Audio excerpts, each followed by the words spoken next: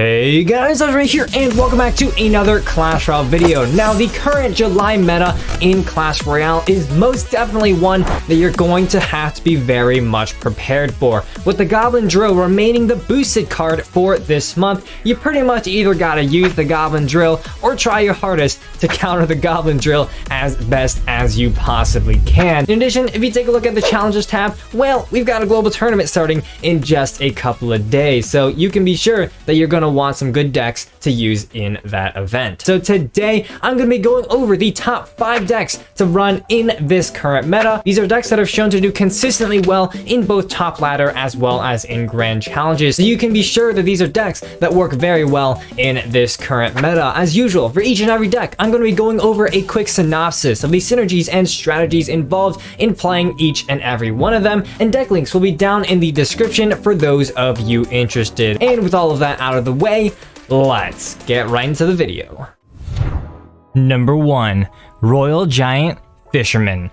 Now, Royal Giant has just always been a deck that is, there in the meta, but in this current month, the Royal Giant archetype has become increasingly popular because a lot of the most popular decks simply lack some of the most critical answers that you need in order to counter this type of deck. Now, if you take a look at the average elixir cost, it's 3.8, not too cheap and not too expensive. And with these types of decks, I will still generally advocate a bit more of a passive reactive start. Ideally, I'm waiting for the opponent to make that first play, and then I just simply react accordingly, identifying whether or not you want to play defense first or go on the offensive as the initial push. First, let's start off breaking down the defensive end of this deck. Now, the defense of this deck centers around 3 main cards: the Goblin Cage, the Fisherman, and the Mother Witch, with the Dark Prince and the Mega Minion being in there for specific matchups. The Goblin Cage and the Fisherman are kind of your main ways of distracting major building targeting units such as those giants and golems, while the Mother Witch is very useful at spawning those little hogs and distracting the opponent's units on defense, thus buying your other units even more time to take down a push. Of course, Mega Minion is useful to save for any type of air unit, and then the Dark Prince is great as both a mini tank as well as your ticket to destroying the Goblin Drill. On the offensive end of this deck, similarly to most medium cost decks, there are kind of 2 modes to this deck's offense: a bridge spam style versus a beatdown style. The bridge spam style, well, as it's named, is all about playing those Royal Giants at the bridge. You're building up maybe a couple of supporting units in the back and then playing that Royal Giant at the bridge, applying immediate pressure. This is mostly going to be useful against more expensive decks, as well as if you have a surviving counter push off of a successful defense. The beatdown style is generally what you're going to be adopting against a cheaper style of deck, where you're trying to build up a big, gigantic push to overwhelm their cheap cycle cards. Now, how well your offenses are going to go basically revolves around how well you can use the Fisherman. The Fisherman is, in this meta, probably the most useful support card for the Royal Giant because it can be used to pull away any sort of tank damage that the opponent is going to be used to take down the Royal Giant. If they have a P.E.K.K.A, simply plop down that Fisherman, it'll pull that P.E.K.K.A away, and the Royal Giant will absolutely ravage the tower. Of course, you have other support units as well, but those are going to be a little bit more niche, for example using the Mother Witch for swarms or using the Mega Minion against air units. Number 2, Lava Hound Balloon. As usual, with every single one of these top 5 decks, Lava Hound is pretty much just guaranteed a spot on this list just because for how easy it is to play, it's so effective. And again, a lot of decks in this meta simply are not prepared to defend a big air heavy type of push. Starting off the match, you can generally start this deck very aggressively. If the opponent plays any sort of expensive card or any of their air counters, well, then you can really just go Lava Hound first play if you want, because this type of deck is a very gung-ho beatdown type style of deck. Of course, with the beatdown style, that means that your offensive pushes are going to be relatively simple to build. Lava Hound in the back, support it with the balloon, and then depending on what counters your opponents have, then use your support units accordingly. Of course, you have Bomber and Arrows for swarms, and the Minions and Inferno Dragon for anything else the opponent might have. Miner is also very useful to serve as a tank for the lava pups, so send that in before that lava hound pops, and it's gonna really cause your opponents some trouble when they're trying to defend both the miner behind the tower as well as those lava pups that spawn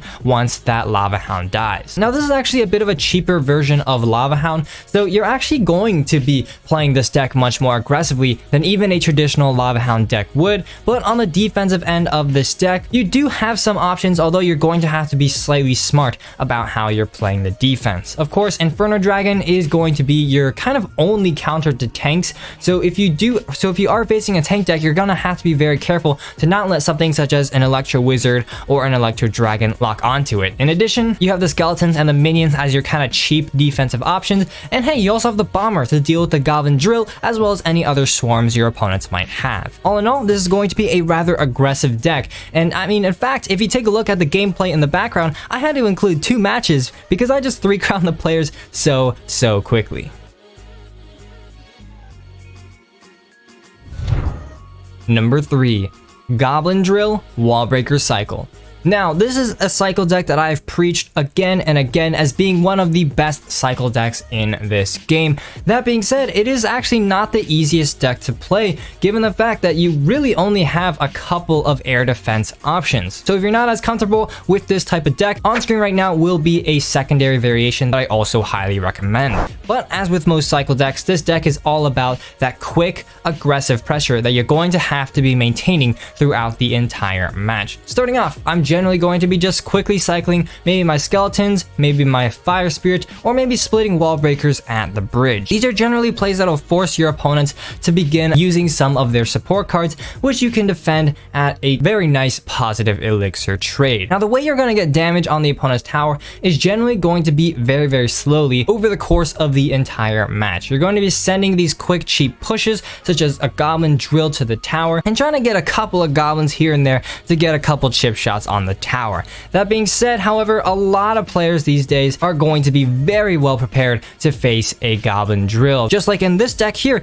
they've got so many counters packed in from the Bomber to the Valkyrie to the Dark Prince. So you're gonna have to make sure that you know if your opponents have those cards in cycle or not, or else you're just gonna be sending 4 elixir that is just gonna get simply countered by your opponents. Against opponents with those counters, well, you're gonna have to be a little bit more creative, comboing your 3 main offensive cards, the Valkyrie, the Wall Breakers, and the Goblin Drill in order to try and get consistent damage on the tower. On the defensive end of this deck, you're definitely going to have to pull off some amazing defenses, because while there are still solid options, you only have 1 air counter, so things can get a little bit sketchy if the opponent knows what they're doing. But of course, Tesla is there as your main way of distracting buildings, and the Goblin Drill also serves as a building that you can play on the defensive end as well. Especially against a Lava Hound or a Balloon deck, you can actually use the Tesla and the Goblin Drill in combination to get yourself a King Tower activation.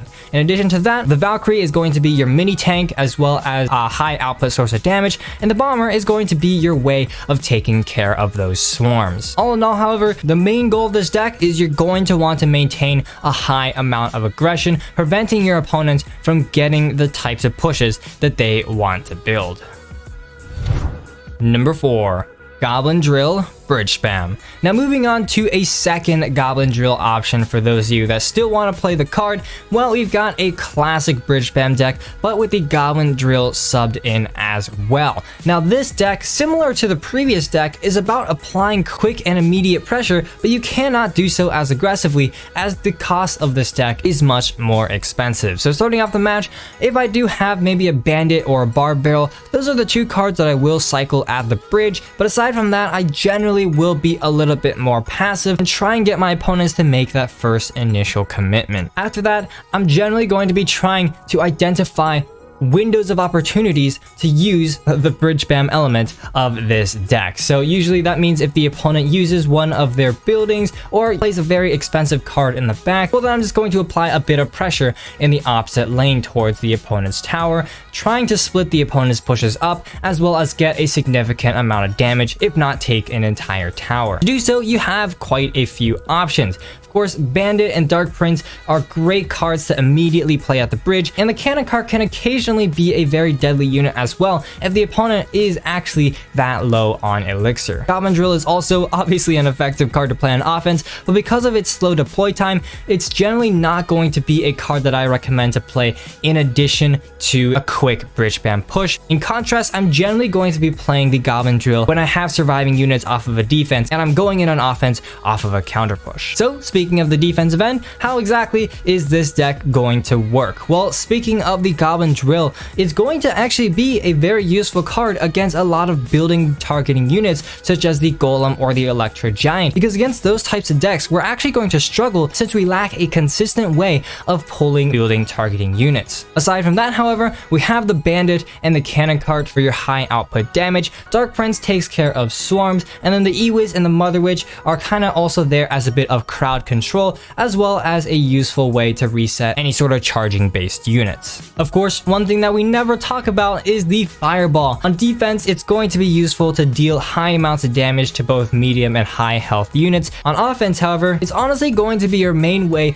of getting a consistent Goblin Drill connection on the tower. Especially if the opponent does not have a Dark Prince in their deck, fireballing their counter to the Goblin Drill is going to be a very useful option at just, spawning a couple of goblins and allowing those goblins to get a bit of damage on the arena tower.